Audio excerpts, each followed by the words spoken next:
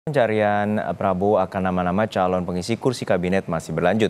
Setelah di awal pekan memanggil para calon menteri, kini giliran nama calon wakil menteri yang dipanggil Prabowo. Sosok-sosok baru di dunia politik pun muncul dan cukup membuat efek kejut bagi publik. Prabowo mencari menteri dan wakil menteri. Sejumlah tokoh pun berdatangan usai diundang ke kediaman Prabowo di Jalan Kertanegara, Jakarta. Fahri Hamzah salah satunya. Wakil Ketua Umum Partai Gelora ini mengaku diminta Prabowo untuk membantu mengurus hal yang berkaitan dengan Satgas Perumahan. Namun, untuk posisi jabatan, Fahri hanya bilang hak prerogatif Prabowo sebagai presiden. Karena masyarakat begitu banyak persoalan ya yang akan mesti kita selesaikan pekerjaan-pekerjaannya, dan ini terutama tentunya karena fungsi saya sebagai anggota Satgas Perumahan yang dibentuk dan kita sudah cukup intensif mengidentifikasi masalah-masalah yang ada di masyarakat kita. Tak hanya Fahri, politisi PAN Bima Arya juga turut menyambangi Kertanegara. Masih malu-malu, Bima bilang Prabowo menugaskannya mengurus efisiensi sistem pemilu dan sinkronisasi pemerintahan daerah sesuai dengan pengalamannya sebagai wali kota dan pengamat politik.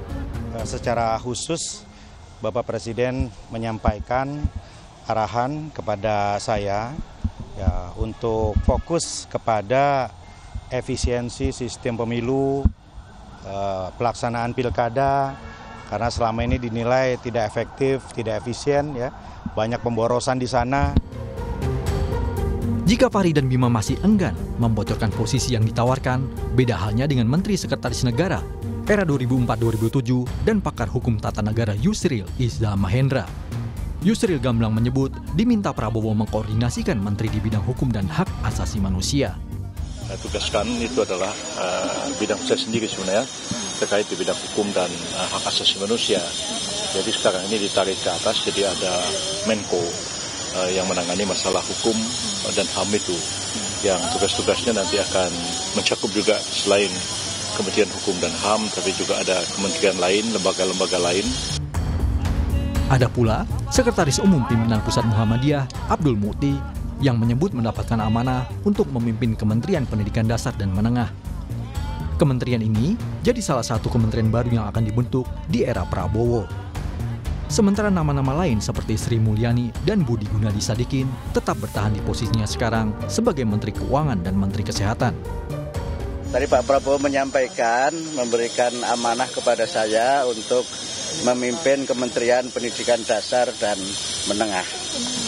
Dan insya Allah saya didampingi 2 orang wakil menteri, tapi wakilnya siapa belum tahu, otoritas beliau. Dan kami juga menyampaikan insya Allah bisa melaksanakan dan memimpin kementerian untuk memajukan pendidikan. Yang juga menarik perhatian publik adalah munculnya sejumlah figur publik dan politisi muda yang digadang-gadang akan mengisi posisi wakil menteri atau kepala badan. Salah satunya selebritas Raffi Ahmad. Datang bersama tokoh muda NU Gus Miftah, Raffi mengaku banyak membahas soal kepemudaan dan ekonomi kreatif dengan Prabowo. Untuk diminta sama-sama membantu beliau, pastinya kalau saya dalam bidang yang memang saya kuasai, kira-kira di generasi muda, badan kreatif, dan juga pekerja seni kurang lebih itu, mungkin nanti selebihnya dan lebih pastinya lagi agar Bapak Presiden terpilih, Bapak Prabowo yang nanti mengumumkannya. Tapi terima kasih. Mohon doanya. Penentangan fakta integritas nggak? Sudah. Terima kasih. Pesohor lain juga dipanggil ke Kertanegara adalah mantan atlet bulu tangkis Taufik Hidayat. Taufik menyatakan diminta membantu Prabowo di kabinet sesuai bidangnya, yakni olahraga. Tak hanya para figur publik, sejumlah politisi muda juga dipanggil ke Kertanegara. Salah satunya adalah anggota Dewan Pembina Partai Solidaritas Indonesia, Giring Ganesa, yang datang ke Kertanegara Selasa siang. Giring menyinggung soal pernyataan Fadlizon sebelumnya, reinventing Indonesian culture and heritage. Ya sebetulnya seputar apa yang kemarin juga dibicarakan sama Bang Fadlizon ya, gitu, bahwa kita punya tugas besar untuk membangun bangsa dan negara, dan juga tugas besar untuk reinventing the Indonesian culture and identity gitu. Wah, Tapi akan kerja bareng. Akan kerja bareng Pak. Oh nanti Akan sama Pak Fadlizon. Pak Prabowo aja dong. Berarti kerja sama sama Pak Fadlizon. Nggak, ya nanti Pak Prabowo yang jawab. Pak Prabowo yang jawab. Ya saya nggak bisa jawab. Di antara nama-nama yang keluar masuk Kertanegara, muncul pula calon gubernur Jakarta nomor urut 3, Pramono Anung. Pramono yang juga politisi PDI Perjuangan ini hadir Selasa siang. Ia menegaskan kehadirannya tidak untuk menandatangani fakta integritas, seperti yang dilakukan para calon menteri dan wakil menteri, melainkan untuk mendoakan dan memberi ucapan selamat pada Prabowo. Pramono mengklaim fokusnya saat ini hanya satu, yakni kontestasi Pilgub Jakarta. Jadi saya memang dari dulu selalu menjadi mediator Bu Mega dengan berbagai tokoh lah. Dan kemarin memang saya menyampaikan hal-hal yang bersifat lebih pribadi. Saya menyampaikan, saya mendoakan untuk Pak Prabowo yang sekarang ini akan dilantik. Mudah-mudahan beliau sukses memimpin bangsa ini. Karena bagaimanapun memimpin bangsa ini harus kita dukung dan kita doakan bersama. Yang kedua tentunya ada pesan yang disampaikan. Nah untuk pesannya mohon maaf saya nggak bisa menyampaikan. Ya. Berarti terkait dengan itu kemarin tidak ada tanda tangan fakta integritas Pak Pram menjadi kepala badan.